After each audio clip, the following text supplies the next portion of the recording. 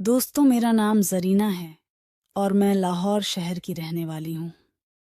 वैसे तो मैं अभी 21 साल की ही हुई हूँ, लेकिन मेरी अमानत अभी से कूदने और मचलने लगी थी। इसीलिए मैंने इसे अपने भाई को ही दे दी। उस समय मैंने पहली बार किसी को अपनी अमानत दी थी, इसीलिए मुझे बहुत दर्द हुआ था।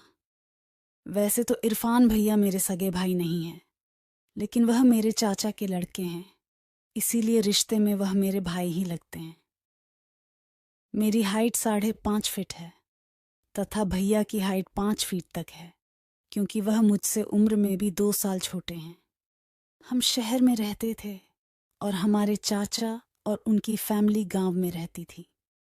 इस बार इरफान भैया ने 12वीं क्लियर की थी, इसलिए वह अपनी छुट्टियां मनाने हमारे पास शहर आए थे। जब इरफान भैया हमारे घर आए तो मेरे अम्मी अब्बू भी बहुत खुश हुए। क्योंकि मेरा कोई भाई नहीं है, इसीलिए अब्बू इरफान भैया को ही अपना बेटा समझते थे। इरफान भैया शुरू से ही देखने में बहुत सुंदर थे और उनकी बॉडी भी बहुत अच्छी थी। भैया जब हमारे घर आए थे तो उस दिन मैंने जीन्स टॉप पहन रखा था, जिसकी फिटिंग बहुत ही टाइट थी, इसलिए भैया तो मुझे देखते ही रह गए। उस दिन हम सभी ने बहुत बातें की तथा अम्मी ने घर में बिरयानी भी बनाई थी। सभी लोग इरफान भैया को लेकर बहुत खुश थे। रात को इरफान भैया अम्मी अब्बू के साथ ही सो गए। मैंने सोचा था शायद वह मेरे कमरे में सोएंगे, लेकिन अम्मी अब्बू ने उन्हें अपने पास सुला लिया। सुबह भैया लेट ही उठे थे। भैया जब तक उठे थे, अब्बू बैंक में जा चुके थे तथा अम्मी हमारे लिए खाना बना रही थी। इसीलिए मैं भैया के लिए उनके कमरे में चाय देने के लिए चली गई। आज मैं सुबह ही नहा धोकर तैयार हो गई थी तथा मेकअप करके फिटिंग वाला सूट सलवार पहन लिया था। सुबह सुबह मेरे दर्शन करके भैया भी खुश हो गए। उन्होंने देखते ही कहा कि दीदी, आप तो एकदम कहर उठा रही हो, आज इतना किसके लिए सजी हो। तभी मैंने भैया से कहा कि और किसके लिए सजूंगी, पागल, घर में एक तुम ही तो आए हो। तभी भैया बोले कि भला मेरे लिए इतना सजने संवरने की क्या जरूरत है, मैं कौन सा तुम्हारा शौहर लगता हूँ। तभी मैंने कहा कि भैया, आप तो बुद्धू के बुद्धू ही रहोगे, और फिर मैं उन्हें चाय थमाकर चली गई। 2 घंटे बाद अम्मी ने हमारा खाना डाइनिंग टेबल पर लगा दिया था और खुद पड़ोस वाली आंटी के यहाँ उनके बच्चे का नाम था तो वहां पर चली गई। थोड़ी देर बाद भैया भी नहाकर खाना खाने आ गए थे और मैं डाइनिंग टेबल पर उन्हीं का इंतज़ार कर रही थी। मैंने आज जानबूझकर चुन्नी नहीं ली थी ताकि भैया को जन्नत के दर्शन हो सके, क्योंकि मैं भैया को अपने जाल में फंसना चाहती थी ताकि वह मेरी गर्मी दूर कर सकें।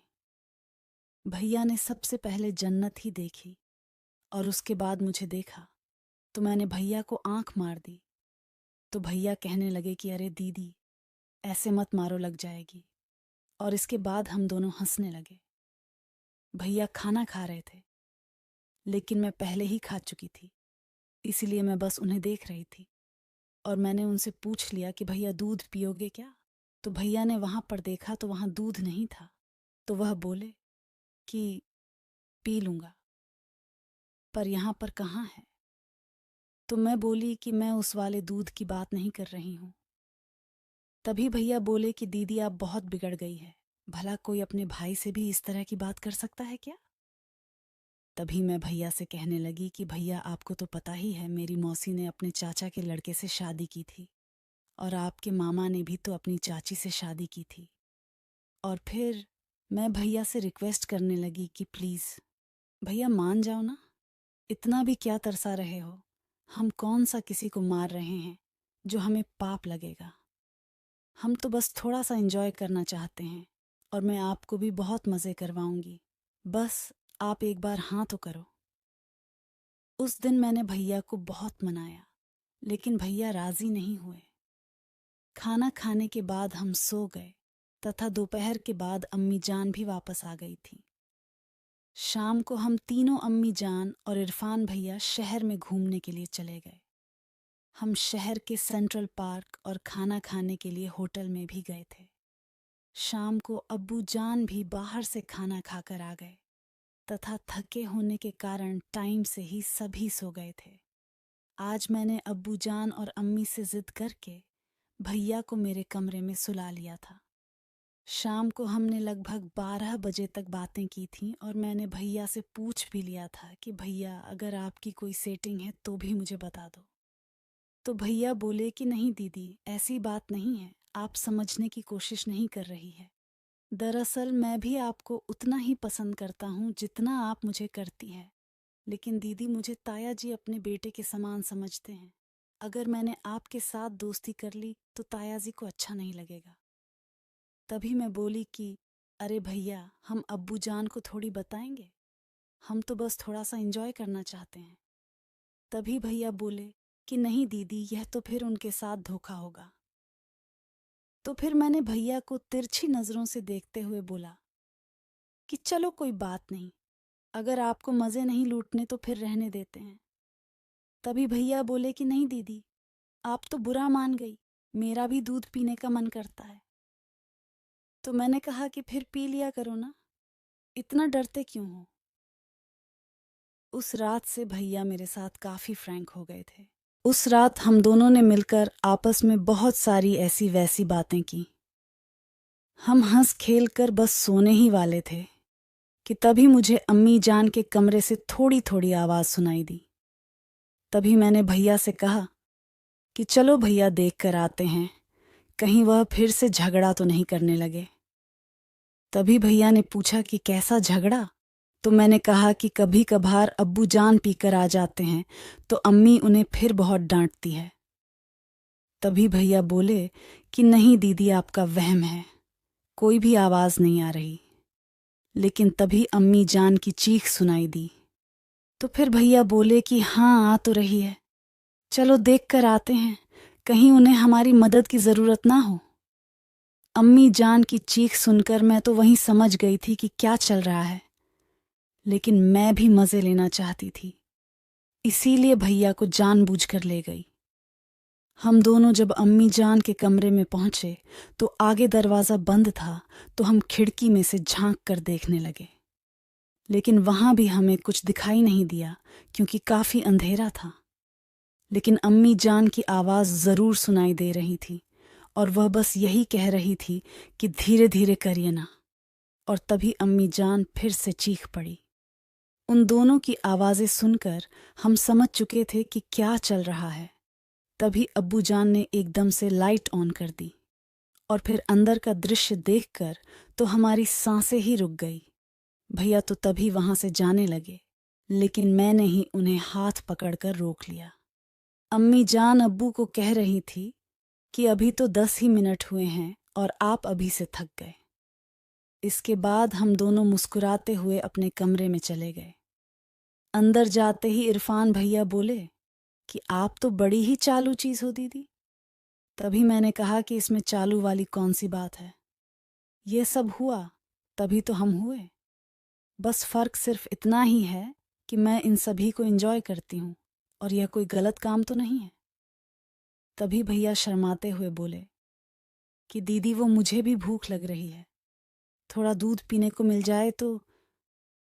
तभी मैंने भैया की टांग खींचते हुए कहा कि अच्छा, तो अब तुम्हें दूध भी पीना है। अरे पागल, मैं रिश्ते में तुम्हारी दीदी लगती हूँ और तुम अपनी दीदी से इस तरह की बातें कर रहे हो। मेरा इतनी मजाक करते ही इरफान भैया तो पानी पानी हो गए, लेकिन फिर मैं जोर जोर से हंसने लगी। इरफान भैया बोले कि बस भी करो दीदी, आप तो हमेशा मुझे डराती रहती हो। तभी मैं बोली कि अच्छा ये लो, पी लो, दूध या कोई शुभ मुहूर्त निकलवाना पड़ेगा। लेकिन भैया शर्मा गए थे तो वह नहीं पी रहे थे। फिर मुझे लगा कि अब मुझे ही कुछ करना पड़ेगा, तो मैं ही अपने हाथों से भैया को दूध पिलाने लगी। तब मुझे पता चला कि भैया भी कितने भूखे हैं। वह आधे घंटे तक दूध पीते रहे और जब भैया दूध पी रहे थे तो मेरी खुशी का तो कोई ठिकाना ही नहीं था। सच बताऊं तो मेरी तो मोटर का पानी ही निकल गया था। आधे घंटे बाद भैया बोले कि बस दीदी, अब मुझसे और नहीं पिया जाएगा। वास्तव में आज दूध पीकर मज़ा आ गया। मैंने तो पहली बार दूध पिया है, बहुत मीठा था। तभी मैं बोली कि इसीलिए तो मैं कह रही थी। भैया, अगर आप अपनी दीदी का फ़ायदा उठाना चाहते हो तो उठा लिया करो, वरना ऐसी दीदी हर किसी को नहीं मिलती। तभी मैं भैया से बोली कि अच्छा, अब मुझे घोड़े की सवारी कराओगे या फिर नहीं?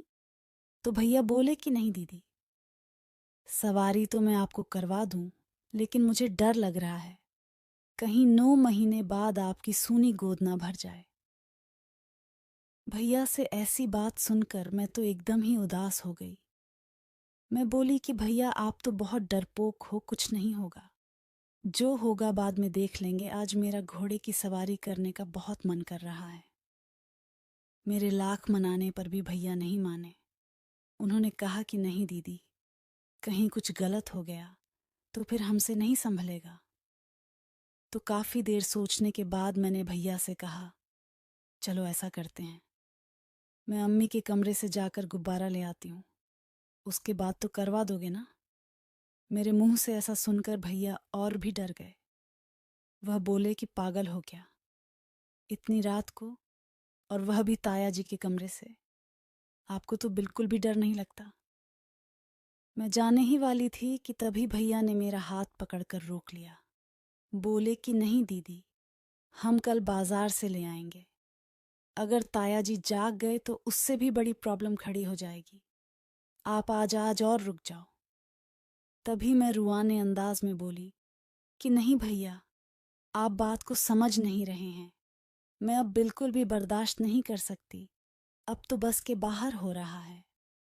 तभी भैया ने मुझे काफ़ी समझाया, और उसके बाद रात भी बहुत हो चुकी थी, तो हमें कब नींद आ गई पता ही नहीं चला।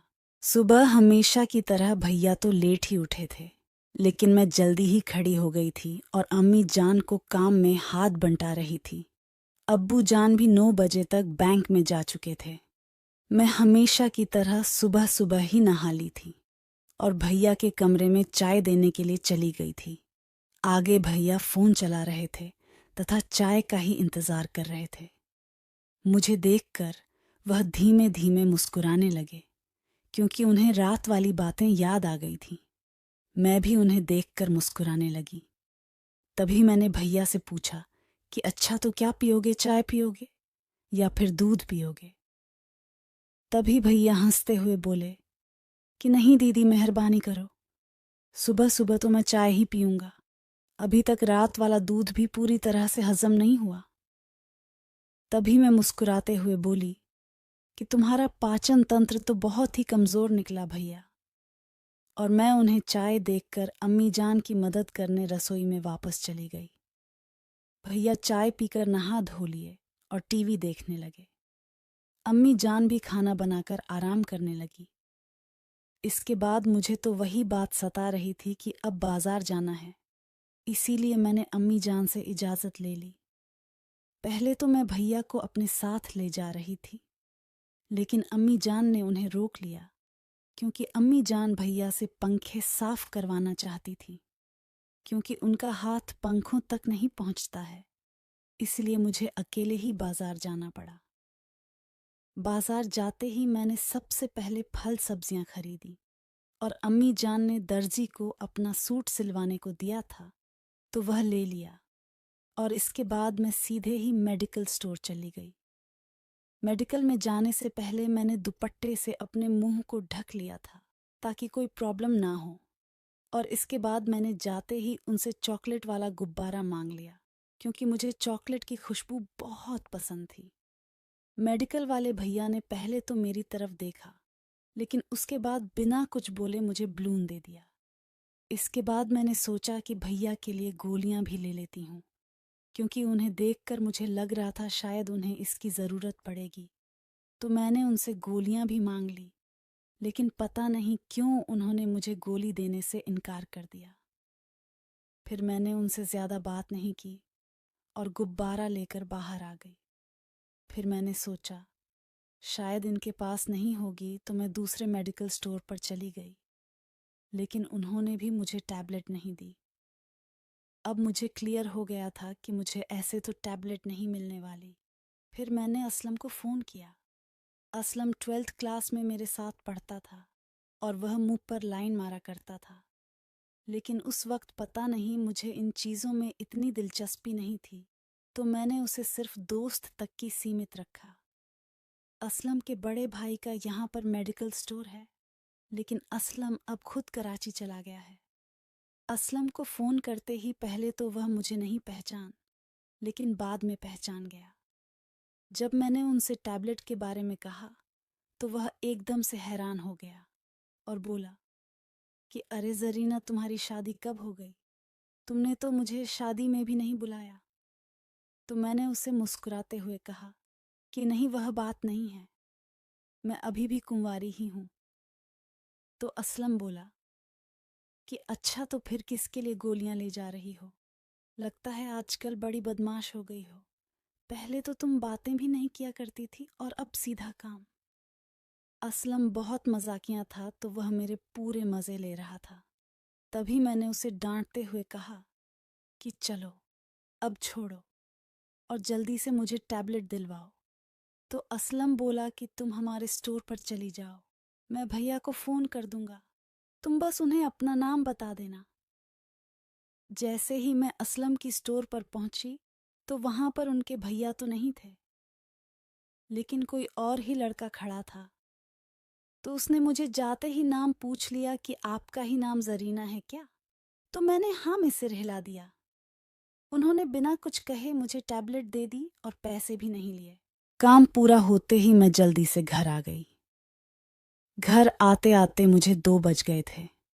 जैसे ही मैं घर आई तो भैया ने अपना सामान पैक कर रखा था तथा घर वापस जाने की तैयारी कर रहे थे।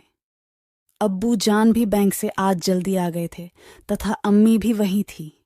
ये सब देखकर मैं तो बिल्कुल हैरान हो गई। मैंने जाते ही अम्मी से पूछा कि यह सब क्या हो रहा है, भैया कहीं जा रहे हैं क्या? तो अम्मी बोली कि हाँ, तुम्हारे चाचू का फ़ोन आया था। उन्होंने बताया कि कल रात को तुम्हारी चाची जान सीढ़ियों से गिर गई और उनका पैर फ्रैक्चर हो गया है। इसीलिए घर संभालने वाला कोई नहीं है और खेत में भी काम सर पर आ चुका है। इसलिए अब इरफान को घर जाना होगा। यह सुनकर मैं तो पूरी की पूरी ही हिल गई थी, क्योंकि हमने जो प्लानिंग बनाई थी वह तो अब धरी की धरी रहने वाली थी और मेरे सारे अरमानों पर पानी फिरने वाला था। यह सुनकर मैं जल्दी से भैया के कमरे में गई, जहां पर भैया अपना सामान पैक कर रहे थे। मैंने जाते ही उनका सामान बिखेर दिया और उन्हें डांटना शुरू कर दिया। तो भैया बोले कि दीदी देखो, अब मैं क्या कर सकता हूँ? मेरा भी बहुत मन था आपके यहाँ रहने का, लेकिन अब अम्मी की हालत खराब हो गई है, इसलिए मुझे घर तो जाना ही पड़ेगा। तभी मैं बोली कि फिर मेरा क्या? मैं कितने दिनों से इस वक्त का इंतज़ार कर रही थी और देखो आज मैं सामान भी ले आई। अच्छा, तुम ऐसा करो, आज रुक जाओ, कल चले जाना। लेकिन तभी चाचू का फ़ोन आ गया और उन्होंने कहा कि आते वक्त हो सके तो तुम्हारी जरीना दीदी को भी ले आना। मैं तुम्हारे ताया से बात कर लूँगा। अगर जरीना की पढ़ाई नहीं चल रही है तो वह 4-5 दिन घर का काम संभालने में हमारी मदद कर देगी। इसलिए एक बार तुम जरीना से पूछ लेना। फ़ोन स्पीकर पर था और चाचू के मुंह से ऐसी बातें सुनकर मेरी तो खुशी का कोई ठिकाना ही नहीं रहा। इसके बाद मैं सीधा ही बाहर आई और अब्बू को बताया तो उन्होंने भी मुझे मना नहीं किया और फिर मैं भी भैया के साथ गांव जाने के लिए तैयार हो गई। अब्बू जान हमें रेलवे स्टेशन पर चढ़ा आए। सारे रास्ते भैया सामान से खेलते हुए गए और वह तो ट्रेन में भी दूध पीने की जिद करने लगे, लेकिन पैसेंजर काफ़ी बैठे थे। हम गांव पहुंचे तो अंधेरा काफ़ी हो गया था। चाचू और चाची दोनों ही दरवाजे पर बैठे हमारा ही इंतज़ार कर रहे थे। हमें देखकर वो बहुत खुश हुए। चाचा जान ने पहले से है खाना बना रखा था, तो हमने जाते ही सबसे पहले खाना खाया। फिर नहाकर आपस में बातें की और थमने की वजह से हम जल्दी ही सो गए। चाचा जान और भैया बाहर सोए, मैं चाची के पास ही सो गई। सुबह होते ही मैंने सभी के लिए चाय बना दी तथा चाची जान के पैरों की मसाज भी कर दी। भैया आज भी हमेशा की तरह लेट ही उठे थे। तब तक चाचू जान खेत में जा चुके थे। इसके बाद मैं रसोई घर में खाना बनाने लगी। मैं सब्जियां काट रही थी, तभी भैया भी चाय नाश्ता करके रसोई में मेरी मदद करने आ गए। गर्मी के कारण मेरा पूरा शरीर पसीने से भीग चुका था। मुझे पसीने में भीगा देखकर भैया बोले कि कैसी हो दीदी, लगता है आपकी गर्मी आज निकल रही है।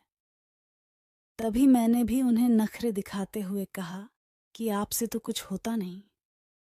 तभी भैया बोले कि दीदी आज बस आप तैयार हो जाओ, आज शाम को हम खेत चलेंगे और फिर देखना मैं क्या क्या करता हूँ। आपको रुला न दूं तो मेरा नाम बदल देना। तभी मैं बोली कि अब बस भी करो भैया, रहने दो, इतनी भी मत फेंको। लेकिन मैं अंदर ही अंदर खुश हो रही थी और अब मैं शाम होने का इंतज़ार करने लगी थी। मैंने जल्दी से खाना बना लिया था तथा चाची जान को खिला दिया। भैया के लिए भी टेबल पर खाना लगा दिया और हमने मिलकर खा लिया। दोपहर तक चाचा जान भी खेत से आ चुके थे, तो जब तक वह नहा कर आए मैंने उन्हें भी खाना लगा दिया। इसके बाद मैं नहा धोकर तैयार होने लगी। मैंने लाल रंग का सूट पहना तथा थोड़ा मेकअप करके परफ्यूम भी लगा लिया और आज मैंने जूड़ा बना लिया ताकि बाल वाल खराब ना हो। इसके बाद दोपहर में हम सभी सो गए। करीब 5 बजे तक मौसम ठंडा हो गया था, इसलिए मैंने चाय बना ली। सभी ने चाय पी ली और तभी चाचा जान खेत में जाने लगे, क्योंकि गन्ने की फसल पक चुकी थी और खेत में कोई आवारा जानवर ना घुस जाए, इसलिए निगरानी के लिए जाना पड़ता था। लेकिन आज भैया ने चाचा को पहले से ही कह दिया कि अब्बू आज मैं और दीदी खेत में जाएंगे, इसी बहाने हम थोड़ा घूम आएंगे। दीदी भी 2-3 दिनों से घर में ही है, तो चाचू मान भी गए। भैया ने बाइक निकाली और हम दोनों खेत चले गए। मैंने पहले से ही गुब्बारा ले लिया था तथा भैया को गोली भी चाय के साथ दे दी थी। खेत जाते ही भैया मुझे अपने गन्नों के खेतों के बीचों बीच ले गए ताकि कोई भी हमें देख ना सके, और वहां पर उन्होंने कुछ गन्नों को काट कर जगह भी साफ कर ली। इसके बाद में वो एक चारपाई भी ले आए। शाम का मौसम था और ठंडी हवाएं भी चल रही थीं। आज पहली बार मुझे घबराहट महसूस हो रही थी। तभी भैया बोले कि दीदी अब जल्दी से झुको, पता नहीं आज मुझे क्या हो गया है, ऐसा लग रहा है जैसे अगर आज मुझे दवाई नहीं मिली तो मैं मर ही जाऊंगा। इसके बाद मुझे आज भैया ने अपने खेत में ही गन्ने का रस पिलाया। वैसे मैं नहीं पीना चाहती थी, लेकिन भैया ने जानबूझकर पिला दिया। आधे घंटे तक मैंने गन्ने का स्वाद चखा। वह सच ही कह रहे थे, मेरी आंखों से पानी बहने लगा, लेकिन फिर भी मैं मुस्कुरा रही थी। मेरी बस हो चुकी थी तो मैंने भैया से कह दिया कि बस भैया आज के लिए इतना ही, अब मेरा पेट भर गया है। तभी भैया रुक गए और हमने आधे घंटे तक वहीं आराम किया। समय बहुत हो चुका था और अंधेरा भी होने लगा था, तो भैया बोले कि चलो दीदी अब हमें घर चलना चाहिए, कहीं अब्बू जान परेशान ना हो। लेकिन सच कहूं तो मैं खड़ी भी नहीं हो सकी थी। इसके बाद भैया ने ही मुझे उठाया और बाइक पर ले जाकर बिठाया। घर जाकर सबसे पहले तो हम नहाए और उसके बाद भैया ने ही खाना बनाया। मैं तो बस रसोई घर में बैठी थी, क्योंकि मेरी सारी गर्मी आज निकल चुकी थी। तभी भैया भी मेरा पूरा मज़ा ले रहे थे और वह भी बार बार मुझे छेड़ रहे थे कि क्या हुआ दीदी, एक दिन में ही पंचर हो गई। शाम को खाना खाकर मैंने भैया से पेन रिलीफ वाली गोली मंगवा ली, जिसे खाने के बाद ही मुझे नींद आई। अगले 5-6 दिनों तक मैंने भैया को अपने पास भी नहीं भटकने दिया था, लेकिन वह मुझे हर वक्त चिढ़ाते रहते थे कि चलो दीदी गन्ने के खेत में चलते हैं, और मैं बस मुस्कुरा कर रह जाती। सच बताऊं तो अब हमारा निकाह हो गया है, क्योंकि आपको तो पता ही है कि सच्चाई ज़्यादा दिन नहीं छुपती। एक दिन मैंने और भैया मैं घर में ही माहौल बना रखा था और हमारी खराब किस्मत की चाची जान ने हमें देख लिया। इसके बाद चाचू और चाची जान ने हमें खूब डांटा तथा भैया को तो मार भी लगा दी। फिर उन्होंने मेरे अम्मी अब्बू को गांव बुला लिया। जब उन्होंने हमसे पूछा तो हमने उन्हें सारी सच्चाई बता दी कि हम पिछले 1 महीने से यह सब कर रहे हैं। हमने भी उनसे बहुत माफ़ी मांगी कि हमसे गलती हो गई है, हमें प्लीज़ माफ़ कर दो। लेकिन फिर अम्मी अब्बू ने और चाची चाचू ने आपस में फ़ैसला करके हमारा निकाह करवा दिया, क्योंकि अब इसके अलावा और कोई चारा नहीं था। और हमारे तो निकाह हो भी जाता था तो कुछ ज़्यादा बड़ी प्रॉब्लम नहीं हुई। खुशी खुशी चाची जान ने मुझे स्वीकार भी कर लिया।